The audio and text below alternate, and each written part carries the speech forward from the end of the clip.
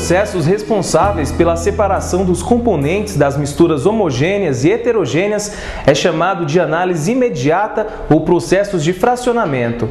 Os processos de separação dos componentes de misturas heterogêneas são flotação, filtração, dissolução fracionada, decantação, fusão fracionada, sublimação, separação magnética, levigação e cristalização fracionada. Na flotação, a mistura é tratada com um líquido de densidade intermediário em relação às dos componentes.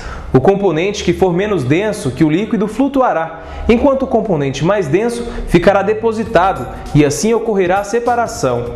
Na filtração, utiliza-se um instrumento chamado filtro. Nesse processo, o líquido ultrapassa o filtro, separando-se do componente sólido, que ficará retido sobre a superfície. Na dissolução fracionada, a mistura é tratada com um líquido que dissolve apenas um dos componentes e, por filtração, separa o outro componente não dissolvido.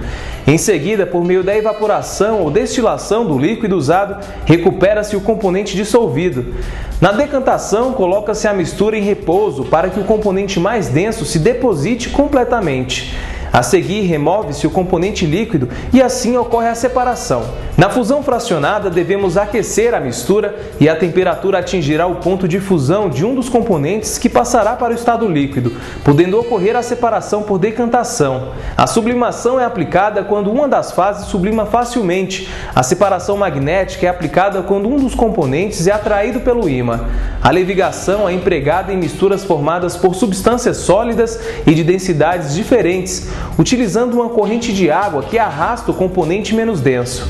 Na cristalização fracionada, a mistura do sólido se dissolve em um líquido que em seguida é submetido à evaporação, provocando a cristalização dos componentes separadamente. Os processos de separação dos componentes de misturas homogêneas são destilação simples e destilação fracionada. A destilação simples é usada para a separação dos componentes das misturas homogêneas sólido-líquido. Neste processo, devemos aquecer a mistura até atingir o ponto de ebulição. Assim, o componente líquido separa-se da mistura em forma de vapor, que será resfriado e em seguida condensado. A destilação fracionada é aplicada na separação dos componentes das misturas homogêneas líquido-líquido. Neste processo, devemos aquecer a mistura num balão de destilação. Assim, separa-se primeiro o líquido com menor ponto de ebulição e, em seguida, o líquido com maior ponto de ebulição.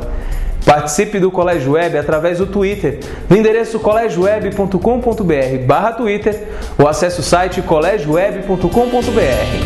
A gente se vê!